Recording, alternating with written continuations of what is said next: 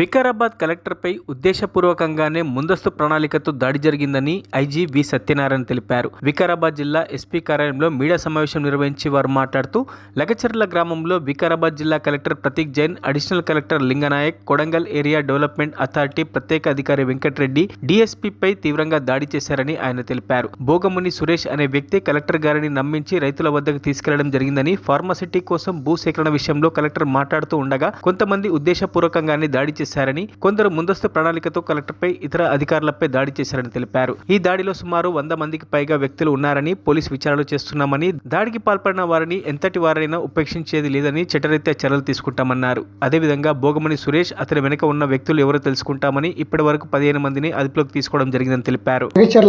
గ్రామంలో 11 గంటలకి వికారాబాద్ జిల్లా కలెక్టర్ గారు ప్రతీక్ జైన్ గారు, అదేవిధంగా అడిషనల్ కలెక్టర్ లింగనాయక్ గారు, కడా చైర్మన్ వెంకటరెడ్డి గారు, మిగతా రెవెన్యూ సంబంధిత అధికారులందరూ కూడా టీజీఐఐసి కింద ల్యాండ్ ఎక్విజిషన్ కోసం పబ్లిక్ ఒపీనియన్, ఫార్మర్స్ ఒపీనియన్ కోసం లగచర్ల అవుట్స్కట్స్ లో ఈరోజు ఆ ప్రోగ్రాం పెట్టడం జరిగింది.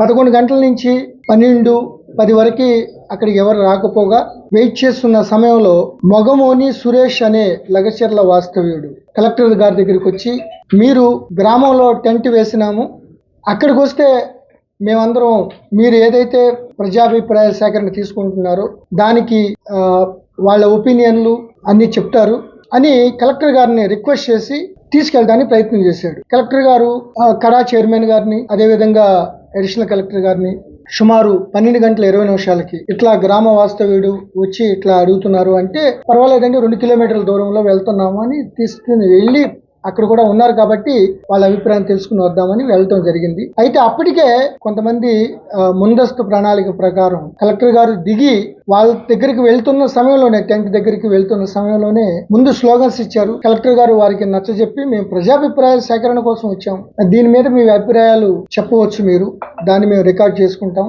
అని చెప్తున్నంత సమయంలోనే కొంతమంది అక్కడ ఫార్మర్స్ వీళ్ళందరూ కూడా మంచిగానే మాట్లాడుతున్నారు, కొంతమంది ప్రొటెస్ట్ చేస్తున్నారు. బట్ కొంతమంది ఆల్ ఆఫ్ సడన్ ఒకేసారి రెవెన్యూ సిబ్బందిపై, లింగానాయక్ గారిపై, అలాగే కడా చైర్మన్ గారిపై అటాక్ చేయడం ప్రారంభించారు. ఇంతమంది ఎంతో చెప్తున్నప్పటికీ వాళ్ళు కొంతమంది యువకులు వినకుండా కలెక్టర్ గారు గో బ్యాక్ అని చెప్పి కలెక్టర్ గారు వాళ్ళ సిబ్బందిపై దౌర్జన్యం చేయడంతో పాటు పెద్ద పెద్ద రాళ్లు, స్టోన్స్ ఇవన్నీ కూడా తీసుకుని వాళ్ళపై అటాక్ చేయడం ప్రారంభించారు. తర్వాత కలెక్టర్ గారిని పుష్ చేసి ఇక్కడ ఉద్రిక్త వాతావరణం ఉండటం వల్ల కలెక్టర్ గారు కారు ఎక్కి వాళ్ళని సముదాయిస్తూనే వెళ్ళడం జరిగింది. ఈ లోపల అక్కడ కూడా ఆపుకోకుండా కడా చైర్మన్ గారిని, వెంకటరెడ్డి గారిని, అదేవిధంగా లింగానాయక్ గారిని విచక్షణ రాహిత్యంగా వాళ్ళు అటాక్ చేయడం జరిగింది. సో ఇంత రాళ్లు మన వీడియోలో చూస్తున్నాం. అక్కడ విలేకరులు కూడా ఉన్నారు. శ్రీనివాసరెడ్డి వికారాబాద్ డిఎస్పీ కడా చైర్మన్ ప్రొటెక్ట్ చేసే టైంలో ఆయన కూడా అటాక్ చేసి ఆయన కూడా దెబ్బలు తగలడం జరిగింది.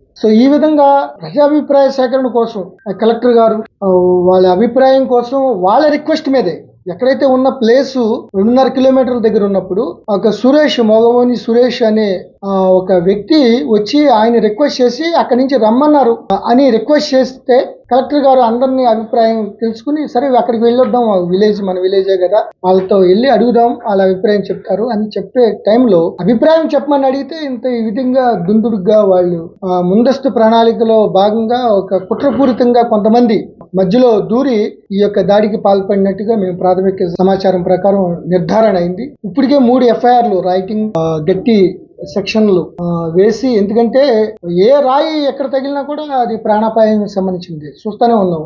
కారును బదల్లో కొట్టారు, కారును డ్యామేజ్ చేశారు, ఇష్టం వచ్చినట్టు రాళ్ల వర్షం కురిపించారు.